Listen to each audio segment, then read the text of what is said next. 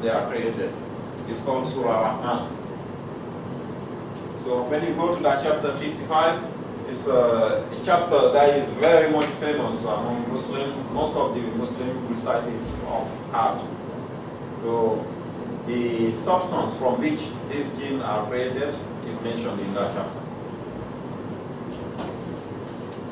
Conclusions? If you don't ask a question, I will ask. Are the mentally challenged people? Sorry? Are the mentally challenged people deprived of the right of knowing Allah? Right. This brother is asking a very relevant question to Muslims. He is asking if somebody who is mentally disabled, somebody who is not mentally fit, is he deprived from knowing Allah? In Islam, there are three things. People who are innocent, young people who are not mature, like babies, they are not held to account because they don't know anything. They are innocent. You give a baby a fire and a piece of candy, he doesn't know the difference most of the time, unless he is used to it over and over and over. Somebody who is asleep. When I'm sleeping, I have no control of my surroundings. I don't know what's happening. So I cannot be held accountable for what happened during my sleep. And people who are mentally ill, they are not held accountable because they are no control in their mind. So these three categories of people, they have no, they are not committing any sins. Even if they are saying things that they are not supposed to say, they cannot be held accountable for it. For me, if I make some kind of statement, I will be held accountable for those statements because it is supposed that I'm fully fit. I know what I'm doing and I know what I'm saying. Even in some cases it's not. But these three categories of people in Islam, they have no sins. And there is a very famous saying of the Prophet Muhammad, peace be upon him, on this. He said, the pen has been lifted on three people. He mentioned these three, the baby until he grow up, a person who is crazy until he becomes sane, a sleeping person until he wakes up. So these are the three categories. Any more question?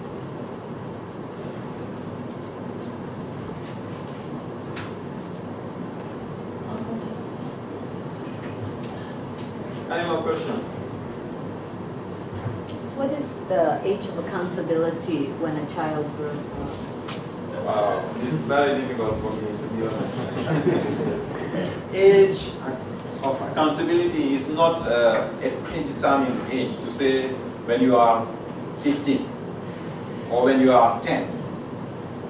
It is the age when, for example, a male, a boy, when he will have some dreams.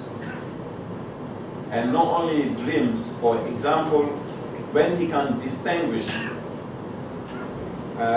in his dreams having pleasure, for example, when he can discharge. This is just a basic I'm giving. There are what a full explanation you will find with some experts. I'm not fully prepared on this question, but this is the age. And for the female is when she starts seeing what is called period. When you reach the age of puberty. Excuse me, one question. Please go ahead. Most of the people cannot think while praying. So, is there any, can you elaborate? Right. He's asking why people put the cap on their head when they are praying. Not only when we are praying, many Muslims today they put caps. This is purely traditional. No injunction whatsoever in Islam in where it is. There is nothing on it. Not in the Quran, not even in the Sunnah. it is assumed that it's an identity for the Muslim, so you want to identify yourself with Muslims who wear these things, so you wear it. It's not to say if you don't wear it, that's for men. For the women, they have to do like the sister did, to cover their head.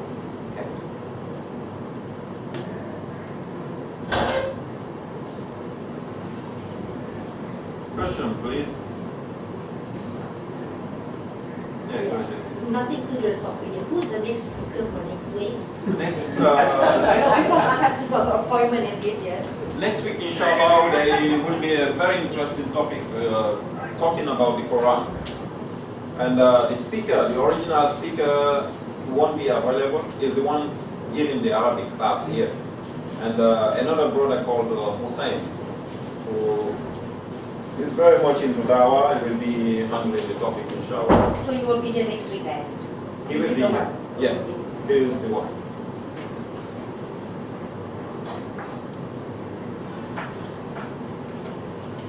Any more questions? We still have 30 minutes. I hope you are not all in a hurry. Sorry, I have to go. I'll see you guys next week. We are not holding you. If you want to go, please feel free to go. But we would like to hear from you. Questions or comments?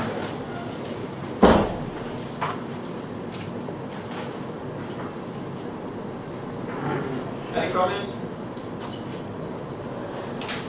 Please. The prophet Moses, he handed down the Ten Commandments. What is it? 10 Commandments. The Ten Commandments, okay. Are they the same?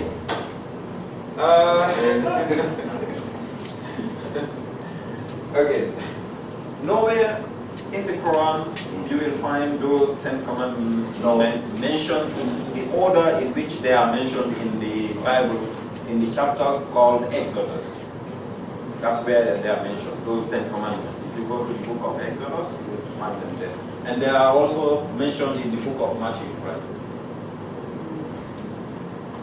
These 10 commandments, all of them, you will find similar statement to those 10 commandments in the Quran. But not exactly as mentioned or in that order. And there are little differences in the statement, but more or less it's almost the same. Question, please.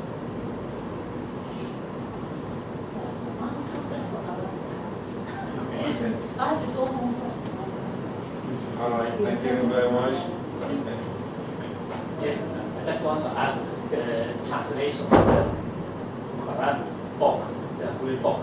So I see some translation from the Quran book, but the meaning, with some different meaning for different language, the translations. This happen. Well, it does. There are translations. The translation of the Quran actually, in reality itself, doesn't exist. It's the meaning that people try to tell you what it means in another language. That's why the brother mentioned in his after his lecture that he recommended everyone to read and understand Arabic so that you can get to the source of the Quran. Because the translation will never give you the 100% meaning of the Quran, unless you know the Arabic language, which is very, very rich language. It's not like English. It's not like French. You cannot translate some Arabic words. Like he talked about the word kursi. He could not translate it. He used that same word in his slide. If you can see the way he mentioned the name of Allah, he said kursi. He cannot explain it. Kursi means chair. Kursi is actually not only chair, it's the throne. Not only that, but when you read the Arabic language, you know the root words of all that. All the words coming from this kursi, then you can combine them and make sense of it. I'm just exposing my ignorance in front of this brother who speaks Arabic. He's from the Middle East. So, So, yeah, understanding the Quran require a lot of studies if you are not learning Arabic. The shortcut will be to learn Arabic, but if you don't speak Arabic, you can still understand Islam very well. You can study and you can spend time with people who understand it. They will explain to you. And it's the simplest religion you can ever imagine. The simplest way of life, the natural way. No complication whatsoever, nothing impossible. No contradiction. No contradiction whatsoever.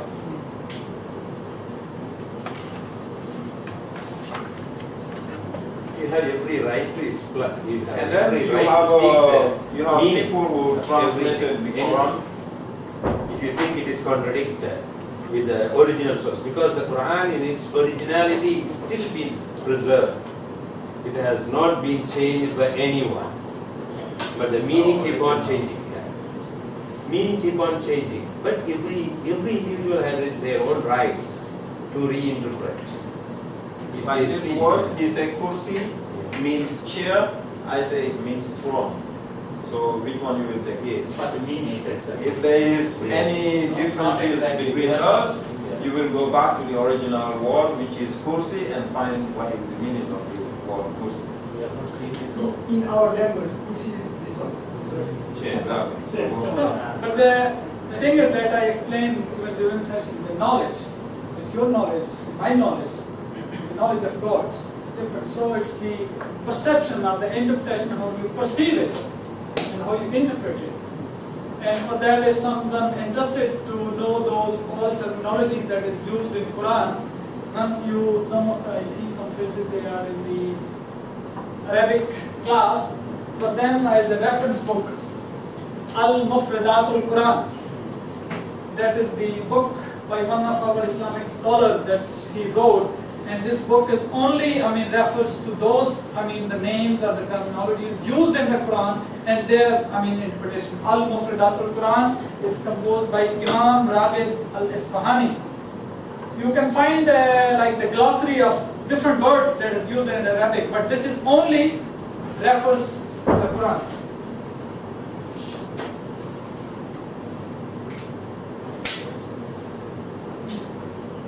And let's see, you have been learning Arabic since long time.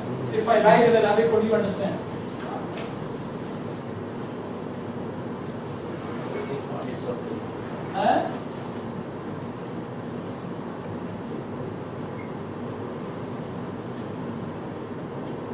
Al-Mufradatul Quran.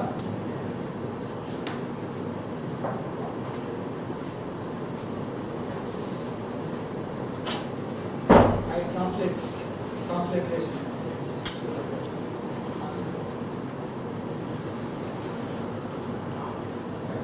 Mufrida.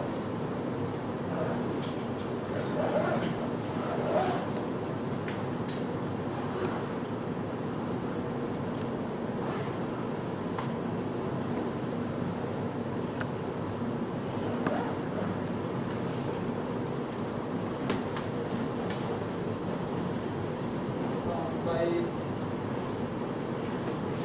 Imam Raghib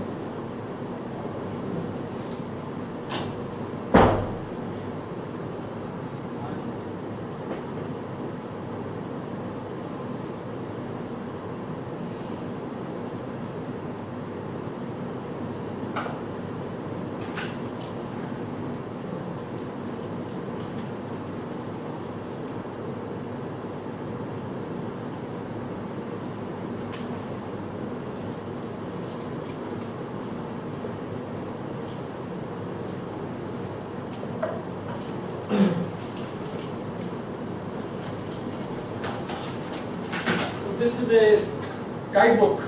So all those words that is used in Quran as different terminologies is explained, and how the Arabs use. If you want to learn a language according to my understanding, you go back to those people from where the Quran was revealed and in which perspective those Bedouin people they were using that words, and then you can have a better understanding about the origin of that word, and then you will have a very vast meaning. as I told you in the lecture, that those people who say something but their actions are different, they are called hypocrites in English. But in Arabic, they are called munafiq, hypocrite. But if you go to the depth of this word to better understand, in Arabic, this word actually is called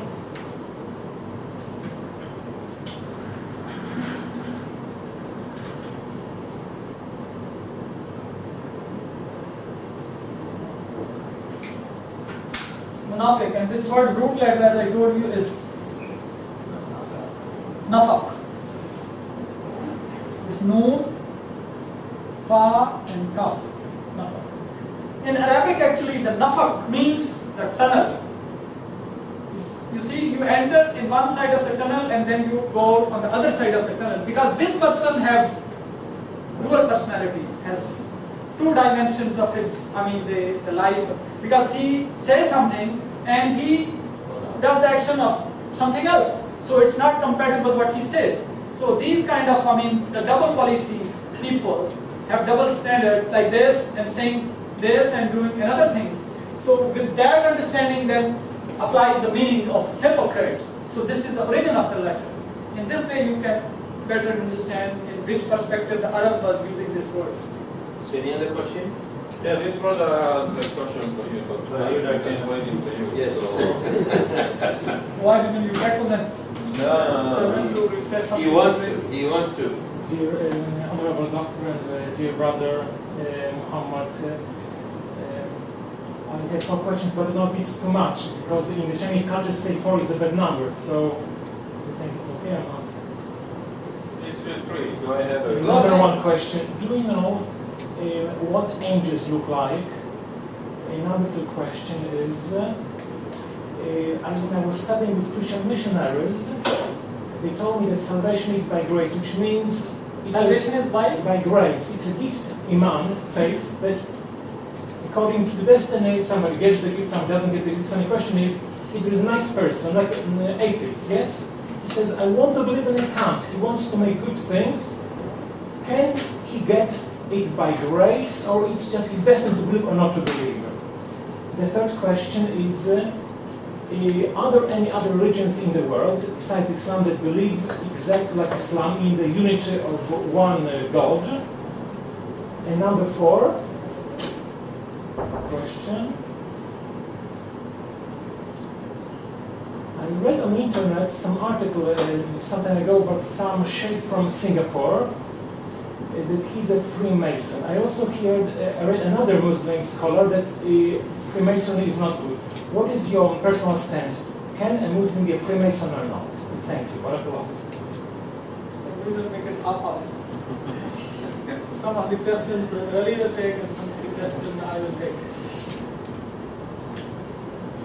So, because our motive is the salvation, so start from the salvation.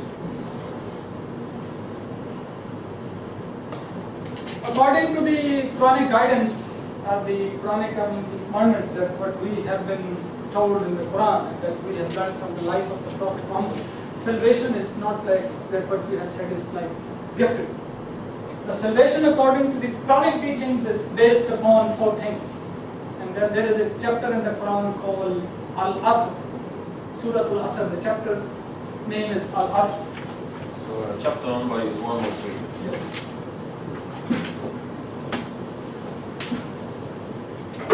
And it clearly describes and explains the way of salvation. According to that, there are, before starting the process of salvation, Allah Ta'ala says, Wal Asr. By the time Allah swears, actually Allah doesn't need to swear anything if He says we believe, but to emphasize on something, to show the importance of what is going to be explained next, to strengthen it, to make it more, emphasize on it, then this swear is taken according to the Quran teaching. Wal Asr.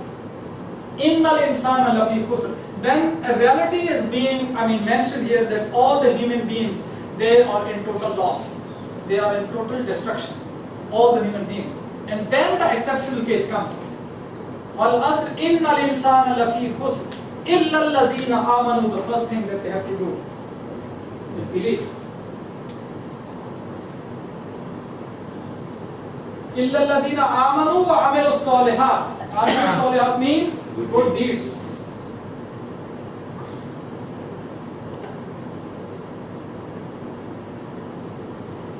And then the third one is Tawasi bil Haq.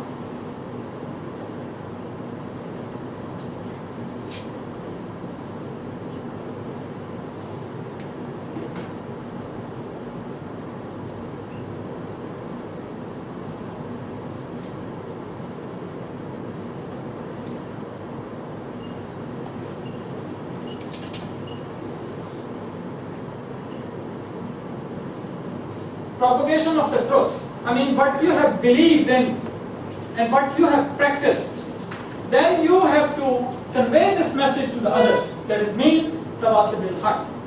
Only this one is not sufficient, and then the Quran says Tawasi bil Sabr.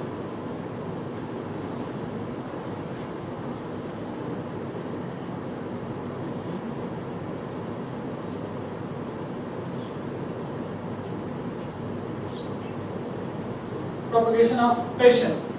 And according to the Quranic, I mean the literary, things that has been mentioned here, it's not a one way. Tawasi bil Haq and Tawasi bil Sabr. That means it's a two-way process. What you believe in the oneness of God, and then all his, the belief that we have mentioned here, the whole process of belief, what are the inside things that it consists of. And then your actions should be according to that belief. And then I teach you, you teach him, he teach me back. It's a reminder also. Not only you just convey sufficient, no, it's two-way. I teach you, you teach other peoples, and then if I forget, you remind me. It's a continuous reminder. That's why in Arabic the word for this is used Tawasi bil Haq. Al-Haq is that truth that you have accepted as a reality, as a way of your salvation. So it's not sufficient that only you believe or you act according to the belief that you have. It's not sufficient. Then the change will never happen. In the society, if you say something, somebody is going on a motorcycle or some other means of communication, if he has put something on the back of his, maybe bicycle, something, a bag of sand, a bag of sugar or something, and it has been, broken somewhere and it's, dropping down. Okay, then you stop the bed. Oh, please, it's something, please mend it, otherwise you will be lost. So if in the worldly affairs, you let the people know that this loss that you have been facing, you have to compensate it or you have to amend things so that you can prevent yourself from that loss. Then how about the loss, the total loss that we will face in the life hereafter? And that depends on this belief in the actions. Then why not we propagate or we convey or communicate this message of Allah that has been sent to his messengers through the angels to the other people? And according to the one of the saying of the Holy Prophet is that Ballighu anni walau aya. That means you convey even if you know of one good thing. If you know even a little knowledge about the belief, then you are supposed, you are bound to convey to the other people who don't know. And about the Quran, it's this. Yes. And according to the another hadith about the Quran, خَيْرُكُمْ مَنْ تَعَلَّمَ الْقُرْآنَ وَعَلَّمَهُ, means amongst you are the best. Khairukum in Arabic is the degree that is in English we call it superlative degree. Good, better, the best. Amongst you are the best, those who learn the Quran and teach the Quran to others. So it's our obligatory duty that if we believe in something and then we follow those commandments or instructions that is in the belief, and then we have to convey this message to others. And only not to convey the message to others, but in the way of this conveying the message to others. If we face some hardships, some difficulties, then we have to be steadfast.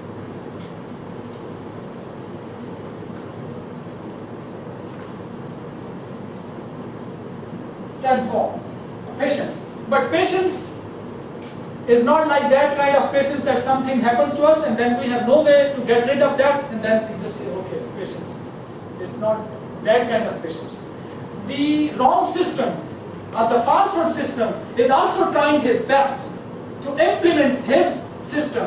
And then those people who claim that our system is the best, and our system is the God-gifted, the revealed books system, that the system of the oneness of God we have to establish in this world, then they are also struggling. So on both sides, on both parties, they are doing their efforts. So in that way, if you face any kind of hardships or the physical even persecution, that's the last stage, but even the verbal persecution, people if say some bad words on you, even if you don't have this kind of patience to listen to those abuses, their rubbish language, something like that, how can you do this message convey? Then you have to. Okay. So so this is the 4 things: belief, good actions, propagation of this message, and be patient if you face hardships. This is the chronic way of salvation. Then okay. The other things the brother asked about is,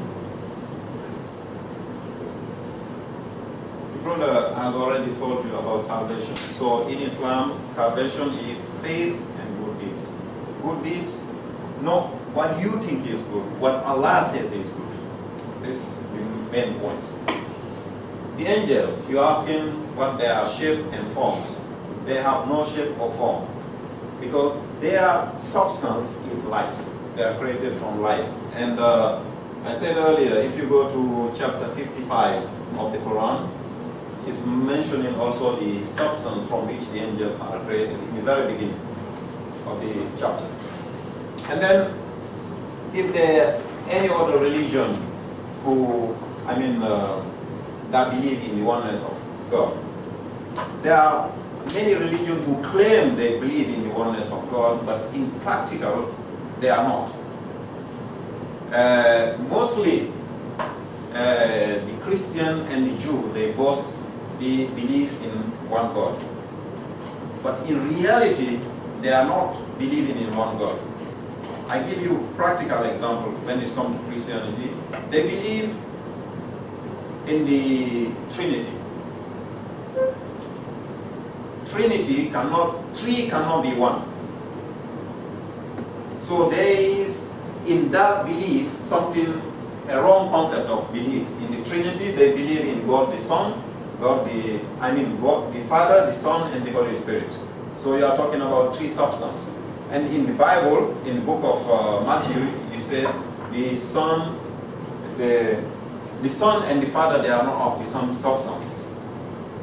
So when you look at it into details, you will find that in reality they don't believe in one God. Because also they believe that God has taken a shape and a form. And the brother has already given you details on his handout about God. Wow. Listen to the call for prayer.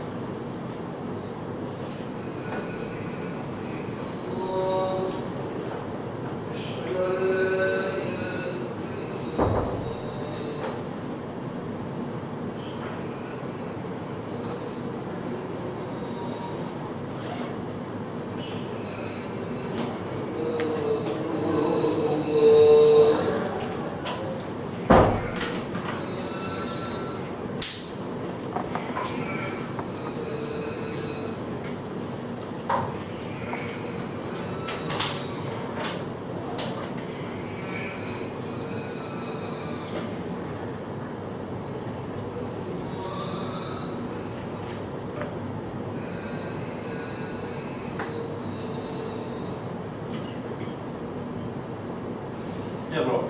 Okay. Judaism is the one closest to Islam in the belief in the oneness of God. Even in their belief, there is something wrong also in the concept, because they attribute also a son to Almighty God. Do you understand? So they claim in the unity of God, but at the same time they are attributing something biological to God, something that doesn't fit him. So Islam is the only religion that has the clear concept of the oneness of God.